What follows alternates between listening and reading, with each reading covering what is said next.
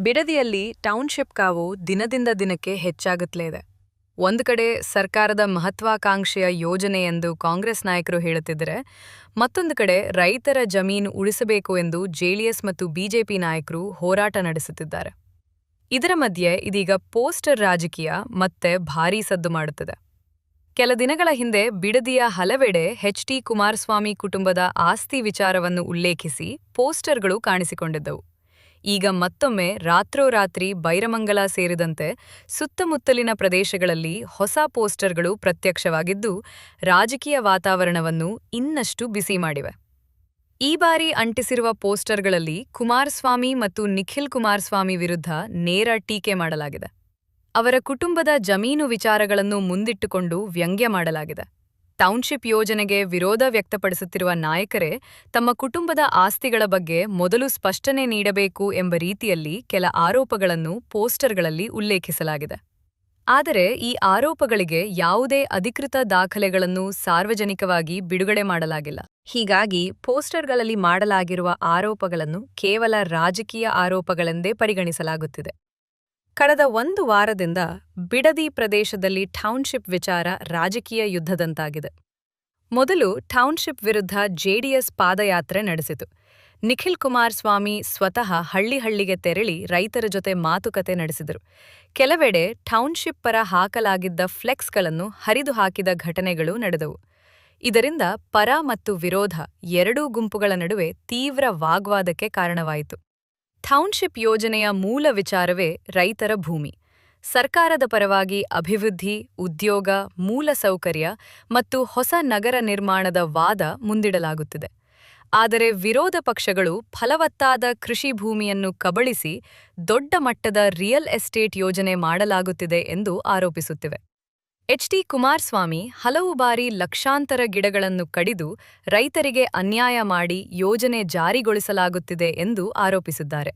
ಇದನ್ನೇ ಮುಂದುವರಿಸಿಕೊಂಡು ಅವರು ರೈತರ ಮಧ್ಯೆ ಬಹಿರಂಗ ಚರ್ಚೆಗೆ ಬರುವಂತೆ ಸವಾಲು ಹಾಕಿದ್ದಾರೆ. ಇತ್ತೀಚೆಗೆ ವಿಧಾನಸೌಧದಲ್ಲಿ ಮಾತನಾಡಿದ ನಿಖಿಲ್ ಕುಮಾರಸ್ವಾಮಿ, ಕೆಲವು ಪುಂಡಪೋಕರಿ ಚೇಲಾಗಳು ಈ ಕೆಲಸ ಮಾಡಿದ್ದಾರೆ, ಅವ್ರಿಗೆಲ್ಲ ಉತ್ತರಿಸಲು ಆಗಲ್ಲ ಎಂದು ತೀಕ್ಷ್ಣವಾಗಿ ಪ್ರತಿಕ್ರಿಯಿಸಿದರು.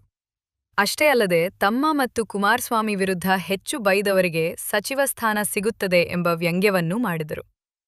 ಸಚಿವ ಸಂಪುಟ ವಿಸ್ತರಣೆ ಆದ ಮೇಲೆ ಇಂತಹವ ರಾಜಕೀಯ ಮುಗಿಯುತ್ತದೆ ಎಂದು ಲೇವಡಿ ಮಾಡಿದರು. ಈ ಹೇಳಿಕೆಗಳು ರಾಜಕೀಯ ವಲಯದಲ್ಲಿ ಸಾಕಷ್ಟು ಚರ್ಚೆಗೆ ಕಾರಣವಾಗಿವೆ. ಇದರ ಜೊತೆಗೆ ಮುಖ್ಯಮಂತ್ರಿ ಮತ್ತು ಕುಮಾರಸ್ವಾಮಿ ನಡುವೆ ನೇರ ಸವಾಲು ಪ್ರತಿಸವಾಲು ಕೂಡ ಆರಂಭವಾಗಿದೆ. ಟೌನ್ಶಿಪ್ ವಿಚಾರವನ್ನು ವಿಧಾನಸೌಧದ ಎಸಿ ಕೊಠಡಿಯಲ್ಲಿ ಚರ್ಚಿಸುವುದಕ್ಕಿಂತ ರೈತರ ಮಧ್ಯೆಯೇ ಬಂದು ಮಾತನಾಡಬೇಕು ಎಂದು ನಿಖಿಲ್ ಒತ್ತಾಯಿಸಿದ್ದಾರೆ. ಸರ್ಕಾರದ ಬಳಿ ಕಾರ್ಯಕರ್ತರ ಪಡೆ ಇದೆ, ನಮ್ಮ ಬಳಿ ಅಂತಹ ಯಾವುದೇ ತಂಡವಿಲ್ಲ. ನೀವು ನಿಮ್ಮ ಬೆಂಬಲಿಗರನ್ನು ಕರೆದುಕೊಂಡು ಬನ್ನಿ, ರೈತರ ಮಧ್ಯೆ ಸತ್ಯಾಸತ್ಯತೆ ಹೊರಬರಲಿ ಎಂದು ಅವರು ಹೇಳಿದ್ದಾರೆ. ಇಲ್ಲಿ ಗಮನಿಸಬೇಕಾದ ಮತ್ತೊಂದು ಸಂಗತಿಯೆಂದರೆ, ಟೌನ್ಶಿಪ್ ಯೋಜನೆ ಕೇವಲ ಭೂಮಿ ವಿವಾದವಾಗಿ ಉಳಿದಿಲ್ಲ. ಇದು ಈಗ ರಾಜಕೀಯ ಪ್ರತಿಷ್ಠೆಯ ಹೋರಾಟವಾಗಿ ಬದಲಾಗಿದೆ. ಒಂದು ಕಡೆ ಸರ್ಕಾರ ಅಭಿವೃದ್ಧಿಯ ಹೆಸರಿನಲ್ಲಿ ಯೋಜನೆಯನ್ನು ಸಮರ್ಥಿಸುತ್ತಿದ್ದರೆ, ಮತ್ತೊಂದು ಕಡೆ ಜೆಡಿಎಸ್ ಮತ್ತು ಬಿಜೆಪಿ ರೈತರ ಪರ ನಿಂತಿರುವುದಾಗಿ ಹೇಳುತ್ತಿವೆ. ಈ ನಡುವೆ ಪೋಸ್ಟರ್ ಯುದ್ಧ, ಆರೋಪ ಪ್ರತ್ಯಾರೋಪ, ಪಾದಯಾತ್ರೆ, ಬಹಿರಂಗ ಸವಾಲುಗಳು ರಾಜಕೀಯ ಕಾವು ಹೆಚ್ಚಿಸುತ್ತವೆ. ನಿಖಿಲ್ ಕುಮಾರಸ್ವಾಮಿ ಹೇಳುವ ಪ್ರಕಾರ ಯೋಜನೆಯಿಂದ ಪರಿಣಾಮ ಬೀರುವ 155 ರೈತರ ಪೈಕಿ ಕೇವಲ 7 ಜನ ಮಾತ್ರ ಯೋಜನೆಗೆ ಬೆಂಬಲ ನೀಡಿದ್ದಾರೆ ಎಂದು ಅವರು ವಾದಿಸಿದ್ದಾರೆ. ಆದರೆ ಸರ್ಕಾರದ ಕಡೆಯಿಂದ ಈ ಅಂಕಿಅಂಶಗಳಿಗೆ ಇನ್ನೂ ಅಧಿಕೃತ ಪ್ರತಿಕ್ರಿಯೆ ಬಂದಿಲ್ಲ. ರಾಜಕೀಯವಾಗಿ ನೋಡಿದರೆ ಬಿಡದಿ ಟೌನ್ಶಿಪ್ ಈಗ ಕೇವಲ ರಾಮನಗರ ಜಿಲ್ಲೆಯ ವಿಚಾರವಾಗಿ ಉಳಿದಿಲ್ಲ. ಇದು ರಾಜ್ಯ ರಾಜಕೀಯದ ಕೇಂದ್ರ ಬಿಂದುವಾಗಿ ಮಾರ್ಪಟ್ಟಿದೆ. ಕುಮಾರಸ್ವಾಮಿ ಕುಟುಂಬದ ವಿರುದ್ಧ ಪೋಸ್ಟರ್ಗಳು ಕಾಣಿಸಿಕೊಳ್ಳುವುದು, ಅದಕ್ಕೆ ಜೆಡಿಎಸ್ ತೀವ್ರ ಪ್ರತಿಕ್ರಿಯೆ ನೀಡುವುದು, ಸರ್ಕಾರ ಮತ್ತು ವಿರೋಧ ಪಕ್ಷಗಳ ನಡುವೆ ಸವಾಲು ಪ್ರತಿಸವಾಲು ನಡೆಯುವುದು ಎಲ್ಲವೂ ಸೇರಿ ಈ ಹೋರಾಟ ಇನ್ನೂ ತೀವ್ರವಾಗುವ ಲಕ್ಷಣಗಳು ಕಾಣಿಸುತ್ತಿವೆ. ಒಟ್ಟಿನಲ್ಲಿ ಬಿಡದಿಯ ಟೌನ್ಶಿಪ್ ಹೋರಾಟ ಈಗ ಕೇವಲ ಭೂಮಿ, ರೈತ ಮತ್ತು ಅಭಿವೃದ್ಧಿಯ ಪ್ರಶ್ನೆಯಾಗಿಲ್ಲ. ಇದು ರಾಜಕೀಯ ಪ್ರತಿಷ್ಠೆ, ಆರೋಪ ಪ್ರತ್ಯಾರೋಪ, ಪೋಸ್ಟರ್ ಯುದ್ಧ ಮತ್ತು ಜನಾಭಿಪ್ರಾಯದ ಹೋರಾಟವಾಗಿ ಬದಲಾಗಿದೆ. ಮುಂದಿನ ದಿನಗಳಲ್ಲಿ ಸರ್ಕಾರ ರೈತರ ಜೊತೆ ನೇರ ಸಂವಾದ ನಡೆಸುತ್ತದೆಯೇ? ಕುಮಾರಸ್ವಾಮಿ ಮತ್ತು ಸರ್ಕಾರದ ನಡುವೆ ಬಹಿರಂಗ ಚರ್ಚೆ ನಡೆಯುತ್ತದೆಯೇ? ಪೋಸ್ಟರ್ ರಾಜಕೀಯ ಇನ್ನೂ ಯಾವ ತಿರುವು ಪಡೆಯುತ್ತದೆ ಎಂಬುದನ್ನು ಕಾದು ನೋಡಬೇಕಾಗಿದೆ. ಈ ವಿಚಾರ ಕಳೆದ ಕೆಲವು ದಿನಗಳಿಂದ ನಿರಂತರವಾಗಿ ರಾಜಕೀಯ ಚರ್ಚೆಯ ಕೇಂದ್ರವಾಗಿದ್ದು, ರೈತರು, ಸರ್ಕಾರ ಹಾಗೂ ವಿರೋಧ ಪಕ್ಷಗಳ ನಡುವಿನ ಸಂಘರ್ಷ ಇನ್ನೂ ತಣ್ಣಗಾಗುವ ಲಕ್ಷಣಗಳು ಕಾಣಿಸುತ್ತಿಲ್ಲ.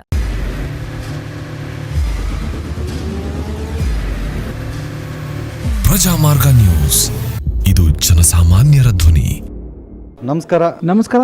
ನೀವು ನೋಡ್ತಾ ಇದ್ದೀರಾ ಪ್ರಜಾಮಾರ್ಗ ನ್ಯೂಸ್. ರಾಷ್ಟ್ರದ ರಾಜ್ಯದ ರಾಜಕೀಯದ ಬಗ್ಗೆ ಹೆಚ್ಚಿನ ಸಿನಿಮಾ ಅಪ್ಡೇಟ್ಗಳಿಗಾಗಿ ಫಸ್ಟ್ ಲೈಕ್ ಮಾಡಿ, ಸಬ್ಸ್ಕ್ರೈಬ್ ಆಗಿ, ಹಾಗೆ ಫಾಲೋ ಕೂಡ ಮಾಡಬೇಕು.